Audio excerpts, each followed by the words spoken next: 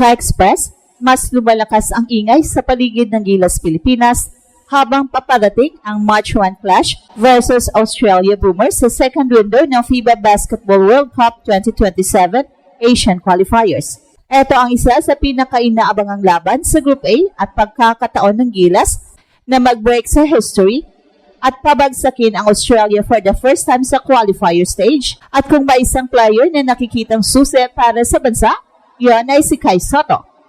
Matagal ng powerhouse ang Australia sa FIBA competitions at sa Asia Region competitions. Sa Asia Cup 2025 halimbawa, nilamon sila ng Boomers sa quarterfinals 84-60 dahil sa mas mataas na scoring mula sa free at interior pressure na nagbibigay daan sa kanilang undefeated run sa Asia Cup history.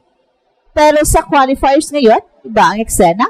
May full Gilas roster, mas matured ang squad cohesion, at kasama ang nagbabalik na si Kai. Isang big man na may international experience at mas familiar sa Australian style of play matapos ang kanyang stint sa Adelaide at exposure sa overseas basketball. Ang historical record kontra Australia ay mahirap. Traditional na nangingibabaw ang Boomers at sa nakaraang 5 pagkikita, mas marami ang panalo ng Australia. Pero iba ang sitwasyon ngayon dahil ang Gilas ay mas familiar, mas matatag at may bagong dynamics sa ilalim ni Coach Tim Cone. Ang height at mobility na dala ni Kai sa ilalim, lalo na sa pick-and-roll defense at rim protection, ay maaring makaalis ng mismatches laban sa Boomers' heavy frontline, isang aspeto na malaking issue dati. Sa online buzz at fan sentiment ay umuusbong mula sa dating malas sa Australia Games, unti-unting nagiging possible upset na ang pinag-usapan. Maraming Pinoy supporters ang nagsasabing kapag maipakita ni Kai ang kanyang all-around game sa loob at magamit ng Gilas ang home crowd energy sa MOA Arena, posibleng magbago ang narrative ng laban. Ito ay hindi simpleng game, ito ay pagkakataon para sa Gilas na mag-iwan ng marka sa World Basketball map at mag-rewrite sa kung anong nangyari noong 2025 Asia Cup. Kaya bang ibaon sa kasaysayan ng Gilas ang Australia sa qualifiers? Kasama si Kai, posibleng mas malaki na ang tsansa ng Pilipinas na mag-shock at gumawa ng bagong global headline. March 1, MOA Arena, isang petsa na matagal nang hinihintay ng mga Pinoy basketball fans. Hindi lang ito basta laro. Ito ang pinakamatinding hamon ng Gilas sa modern era. Sa kabilang panig, Australia Boomers, isang team na matagal nang bangungot ng Asian basketball. NBA caliber ang lalim, sanay sa pisikalan, sanay manalo.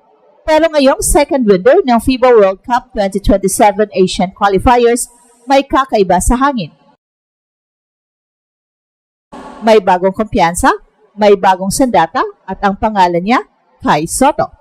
Sa unang pagkakataon, makakaharap ni Kai ang Australia, suot ang Gilas jersey at hindi ito ordinaryong debut. Ito ay debut na dumating sa tamang oras, mas mature ang katawan, mas tahimik ang laro, mas buo ang isip. Hindi ito ang batang prospect na hinahabol lang ng hype.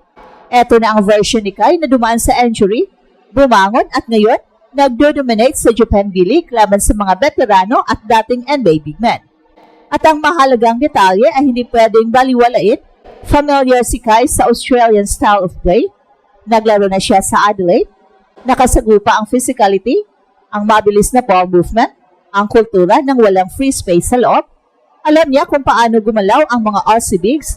Alam niya kung kailan magiging aggressive at kailan magiging pasensyoso.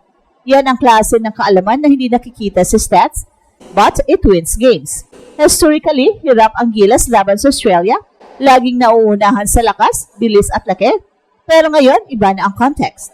May sistema na si Coach Tim, may chemistry ang court, at higit sa lahat, may legit rim protector at interior presence na kayang pumatay sa physicality ng Boomers. Hindi na kailangang magdoble agad, hindi na automatic mismatch sa loob. Habang papalapit ang March 1, ramdam ang shift ng usapan, hindi na tayo madaling matatalo. Ang tanong na ngayon, pwede kaya?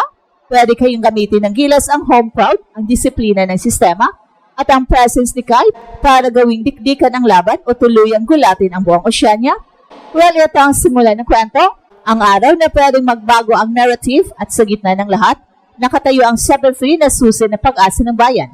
Kung dati ang laban kontra Australia ay parang automatic uphill battle para sa Gilas, ngayon iba na ang timpla. Sa pagpasok ni Kai sa eksenang ito, hindi lang height ang dala niya, kundi maturity, timing at control na matagal nang kulang sa Pilipinas tuwing haharap sila sa Boomers. Australia's strength has always been the same, physical bigs, switchable defenders at relentless pressure sa loob, pero dito pumapasok ang malaking pagbabago.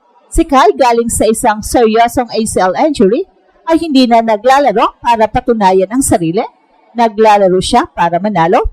Sa Japan B-League, makikita ang evolution, mas maaga magbasa ng plays, mas disiplinado sa positioning, at mas matalino sa paggamit ng haba. Hindi na siya basta naghahabol ng blocks, inuuna na niya ang tamang pwesto at timing. Ito ang klase ng laro na mahalaga kontra Australia. Hindi pwede ang pabugso-bugso. Kailangan ng sentro na kayang manatiling kalmado kahit binamaga, kahit minamadali. At dito lalabas ang edge ni Kai. Dahil sa kanyang karanasan sa Adelaide, alam niya ang tempo ng Aussie basketball. Alam niya na hindi sila napitinag sa emosyon, kundi sa execution. Kaya ang laban na ito ay hindi lang pisikalan, ito ay laro ng presensya at utak. Sa sistema ni Coach Tim, hindi kailangan maging focal scorer si Kai para maging impactful. Ang presence niya pa lang ay nagbabago na ng geometry ng court. Mas nagiging agresibo ang mga guards, mas nagiging kumpiyansa ang mga wings at ang depensa. Hindi na madaling makapasok ang Australia sa paint, isang bagay na bihira mangyari laban sa Gilas noon. At dagdag pa rito ang Moa Arena factor, home crowd, ingay, pressure. Para sa Gilas, lakas yun. Para sa Australia, isang test, kapag ma-establish ni Kai ang loob, kahit hindi sa puntos, kundi sa rebounds, screens at rim protection, pwedeng bumukas ang laro. Ito na ang pagkakataon na matagal nang hinihintay. Hindi garantisado ang panalo, pero isang bagay ang malinaw, hindi natakot ang Gilas, handa na sila, at sa unang pagkakataon laban sa Australia, may sandata silang kayang tumapat at gulatin ang mundo. Match 1 laban sa Australia ay hindi lang basta laro, ito ay sukatan ng bagong Gilas era. Sa unang pagkakataon, haharap ang Pilipinas sa Boomers na may malinaw na sagot sa pisikalan at bilis, at yan ay si Kai Sotto. Hindi na siya yung batang umaasa lang sa hype, ito na ang matured, battle-tested at composed Kai na alam kung kailan lalaban at kailan mag-aantay ng tamang sandali. At ang mahalaga rito, hindi na underdog mentality ang dala ng Gilas, may sistema, may lalim, may kumpiyansa, at higit sa lahat, may sentrong kayang mag-anchor ng depensa at magbigay ng kalmado sa gitna ng chaos. At ito ang Express Info kung saan bawat kwento ginulat ang mundo. Don't forget to like and subscribe.